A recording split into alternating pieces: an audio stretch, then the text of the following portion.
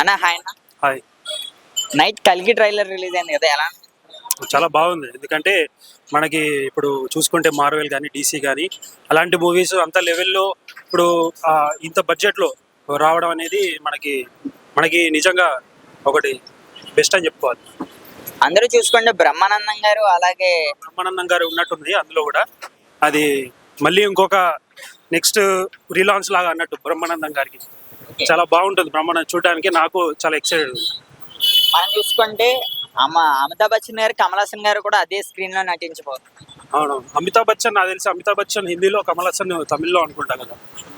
చాలా బాగుంటుంది. ఎందుకంటే అప్పుడెప్పుడు దేనిలో సైరా నరసింహారెడ్డిలో చూసాం మనం పాన్ ఇండియా అమితాబ్ బచ్చన్ గారిని. మళ్ళీ దాని తర్వాత ఇప్పుడు కల్కిలో బాగుంటుంది చూడడానికి.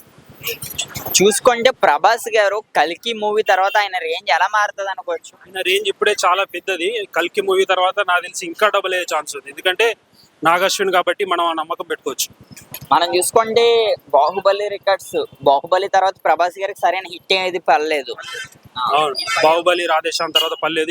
ఇది చాలా నమ్మకం ఉంది. ఎందుకంటే ఇప్పుడు ఒక నెక్స్ట్ ఆర్ఆర్ఆర్ కంటే ఒక ఆర్ఆర్ కంటే చాలా పెద్దగా, ఒక కేజీఎఫ్ కంటే చాలా పెద్దగా అవుతుందని అనిపిస్తుంది నాకు ఇది కల్కి. ఓకే, వన్ వర్డ్ లో పుష్ప, కల్కి, దేవర, గేమ్ చేంజర్, అలాగే ఓజీ, వీటిలో మీరు ఏ మూవీ కోసం ఎక్కువ వెయిట్ చేస్తున్నారు? Just one word. నేనైతే పుష్ప కోసం వెయిట్ చేస్తున్నాను. పుష్ప 2 కోసం.